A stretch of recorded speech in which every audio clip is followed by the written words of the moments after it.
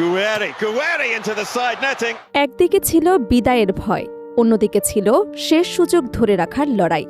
এমন এক উত্তেজনাপূর্ণ রাতে জর্ডানের বিপক্ষে মাঠে নামে আলজেরিয়া। যখন মনে হচ্ছিল বিশ্বকাপের পথটা আলজেরিয়ার জন্য কঠিন হয়ে যাচ্ছে, ঠিক তখনই শুরু হলো ঘুরে দাঁড়ানোর গল্প। প্রথমার্ধের হতাশা ভুলে দ্বিতীয়ার্ধে আগ্রাসী ফুটবল উপহার দিল তারা। 2-1 গোলের এই জয় 12 বছর পর বিশ্বকাপের মঞ্চে আলজেরিয়ার নতুন ইতিহাস।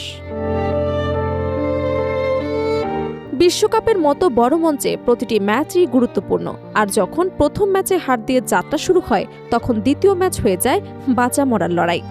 ঠিক এমন এক পরিস্থিতিতে জর্ডানের মুখোমুখি হয়েছিল আলজেরিয়া।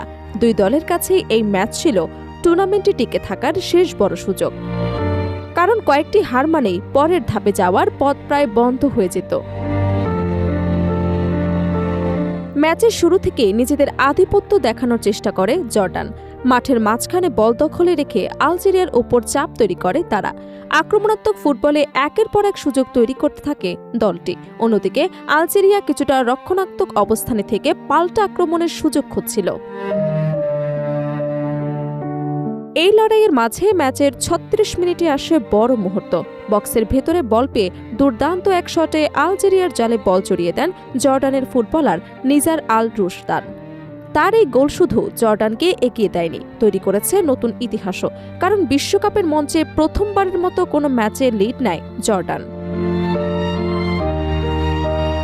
গোল হজমের পর কিছুটা চাপে পড়ে যায় আলজেরিয়া, তবে ম্যাচে ফেরার সুযোগ তারা পেয়েছিল প্রথমার্ধেই। দলের সবচেয়ে বড় তারকা রিয়াদ মাহরেজ একবার গোলরক্ষককে একা পেয়েও গোল করতে ব্যর্থ হন। তার শট দুর্দান্ত দক্ষতায় আটকে দেন জর্ডানের গোলরক্ষক ইয়াজিদ আবুলাইলা।